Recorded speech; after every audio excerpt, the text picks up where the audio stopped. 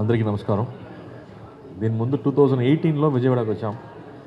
ఆ తర్వాత మళ్ళీ ఇప్పుడు లైఫ్లో నుంచి బ్యూటిఫుల్ ఫ్రెండ్షిప్ గురించి మూమెంట్స్, అన్కండిషనల్ లవ్ గురించి మూమెంట్స్ వస్తున్నప్పుడు పీపుల్ ఆర్ ఎంజాయింగ్. డెఫినెట్గా అబౌవ్ 30కి నచ్చుతుందని నాకు నమ్మకం ఉంది. బట్ బిలో 30 కూడా నచ్చుతుంది. They are going and watching the film and saying next మా అమ్మ తీసుకెళ్ళిపోతున్నాను సినిమాకి అని చెప్తున్నారు. చాలా రోజుల తర్వాత ఇలాంటి సినిమా చూస్తున్నాను అని చెప్తున్నారు. ప్రెస్ వాళ్ళు హైదరాబాద్లో 15 years తర్వాత ఇలాంటి సినిమా చూస్తున్నాను అని చెప్తున్నారు. సో ఆ స్క్రిప్ట్ మా డైరెక్టర్ ఇచ్చినప్పుడు నాకు అంత ఆనందం వచ్చింది. అలాంటి ఒక ఫీలింగ్ మీకు కూడా రావాలని ఈ సినిమా ఒప్పుకుంటూ నేను చేశాను. సో ఈరోజు అందరూ సినిమా గురించి మాట్లాడుతున్నారు, ఆర్టికల్స్ రాస్తున్నారు. కాబట్టి I think I very very happy. Thanks to Rocky. I think ఆ తెలుగు వర్షన్ చాలా బాగా చేశారు. డైలాగ్స్ బ్యూటిఫుల్గా ఈ అడాప్టెడ్ టు దిస్. అండ్ ఆ స్క్రిప్ట్ ఇప్పుడు కథ గుంటూరులో జరుగుతుంది కాబట్టి I think everybody is connecting. ఒక చిన్న పల్లెటూరుకి వెళ్ళడం అనేది ఒక బ్యూటిఫుల్ ఫీలింగ్ అందరికీ.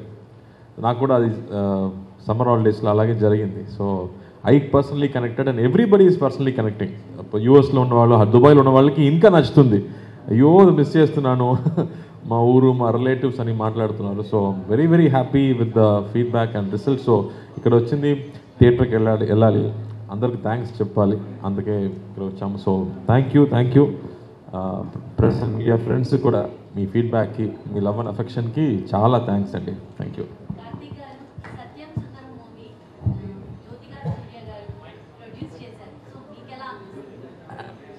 సో ఈ కథ విన్నప్పుడు నాకు అనిపించింది ఇది మామూలు సినిమా కాదు, it's what will work. It's a proper commercial film అయినా కూడా మామూలు విషయం లేదు.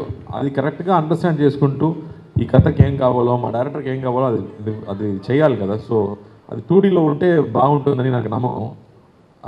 అది తగ్గట్టు I think the planned everything. Almost 70 days నైట్లో మాత్రమే షూటింగ్ చేస్తాము.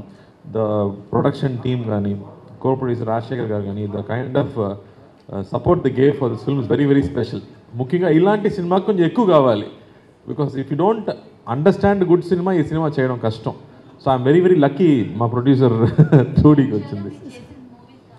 అదే నేను ఆలోచించింది కె విశ్వనాథ్ గారు, పెద్దవంశీ గారు, బాలచంద్ర గారు, బాలమహేంద్ర గారు, కమల్ హాసన్ గారు, వీళ్ళందరికీ థ్యాంక్స్ చెప్పాలి. వాళ్ళు మనకు చూపించే సినిమాలు, సినిమాటిక్ మూమెంట్స్ ఉంది కదా, అదే ఇన్స్పిరేషన్ ఇలాంటి సినిమా చేయడానికి. So that way we have to thank our seniors who already gave these kind of beautiful films.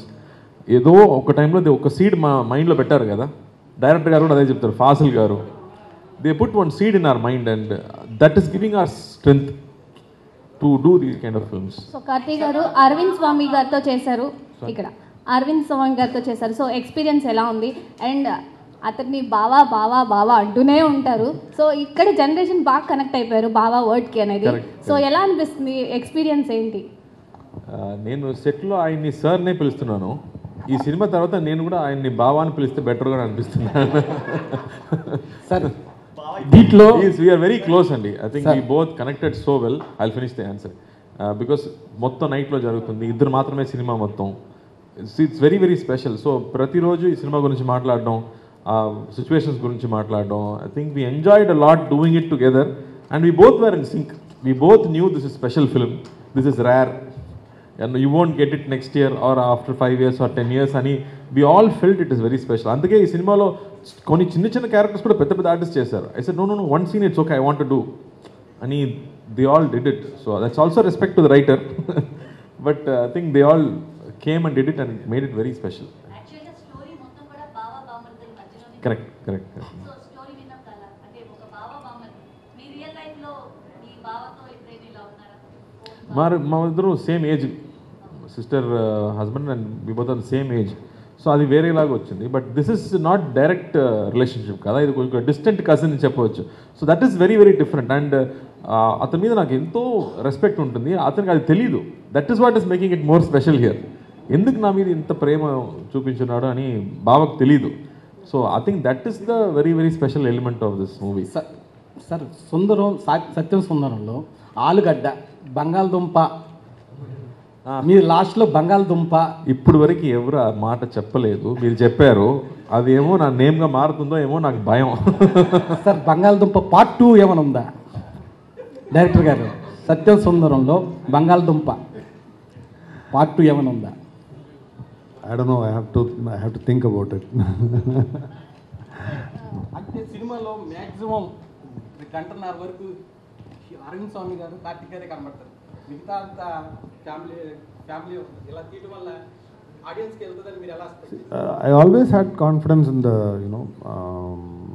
the way audience will receive it. I never had any doubt, because if it can engage me, it can engage the audience.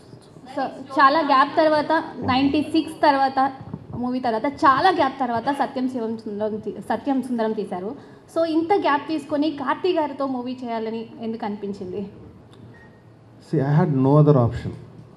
If Karthi sir didn't agree to this script, then I would have gone for some other script. I wouldn't have done this.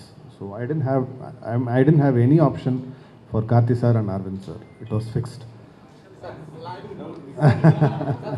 Satyam Sundaram story అనుకున్నప్పుడు ఈ character కి కార్తిక్ గారు ఈ character కి అరవింద స్వామి అయితే బాగుంటుంది అనుకుని రాశారా, లేకపోతే రాసిన తర్వాత వీళ్ళిద్దరిని చూస్ చేసుకున్నారా? Okay. So initially it was written as a novel. So at that time I didn't have any plans to make this as a movie. I was planning to publish the novel. But once when I decided that I'm going to make it as a movie, then I decided. And the main reason is that character has to be innocent. It shouldn't perform like an innocent. Deep inside it has to be innocent. And he is a master of performing as an innocent, performing innocent characters. Actually ఎందుకంటే శివ గారి నుంచే stories రాసిన సందర్భాలు కూడా ఉన్నాయి. So అందుకని ఈ సత్యం సుందరం కూడా శివ గారిని ఊహించుకొని రాశారా, ఆయన ఉంటే క్యారెక్టర్ ఉంటే బాగుంటుందని, లేకపోతే శివ ఎవరండి?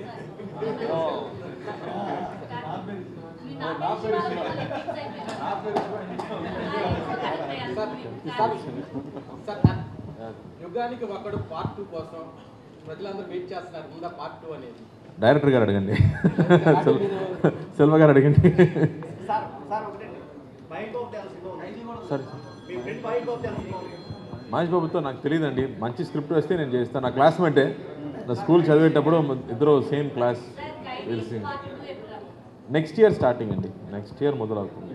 కార్తీ గారు ఎక్కడైనా టఫ్ అనిపించిందా ఈ సినిమాలో? ఎలా ఎంజాయ్ చేస్తూ చేశారు? ఎక్కడైనా టఫ్ అనిపించిందా డైరెక్షన్ కానీ? మీకు ఎలా అనిపించింది? ఎక్స్పీరియన్స్ ఏంటి? ఇంతమందితో చేస్తున్నాను అని ఉంటుంది కదా. సో ఈ స్టోరీ అనేది కొత్తది, ఇంతవరకు తీయలేదు మీరు. సో నాకేంటంటే సినిమా చూస్తున్నట్టు కాకుండా మనం కూడా సినిమాలో ట్రావెల్ అవుతున్నట్టు అనిపిస్తుంది. సో ఎలా అనిపిస్తుంది? డైరెక్టర్ గారికి మీకు ఏమైనా టఫ్ అనిపించిందా? అరవింద్ గారితో కానీ కార్తీ గారితోనో చేయించడం?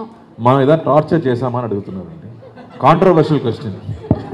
నేను కానీ అరుణ్ స్వామి గారు ఏదైనా టార్చర్ చేసామా? మాస్ సీన్స్ అడిగామా? ఫైట్స్ అడిగామా? కదా, పంచ్ డైలాగ్స్ అడిగామా అని అడుగుతున్నారు. సో వీళ్ళతో సాంగ్స్ కూడా పాడించడం జరిగింది. So I tortured them because the whole movie is night shoot. So they had to go through sleepless nights. They didn't torture me. Theatre వాళ్ళందరికీ నేను థ్యాంక్స్ చెప్పాలి. బికాస్ మామూలుగా ఇలాంటి సినిమా చూస్తారా అని నాకు ఒక డౌట్ వచ్చింది. బట్ ఆయన అంత కాన్ఫిడెంట్గా చెప్పారు తప్పకుండా ఇది తెలుగు ప్రేక్షకులు చూస్తారని. సో వాళ్ళందరికీ థ్యాంక్స్, నా ధన్యవాదాలు. Thank you.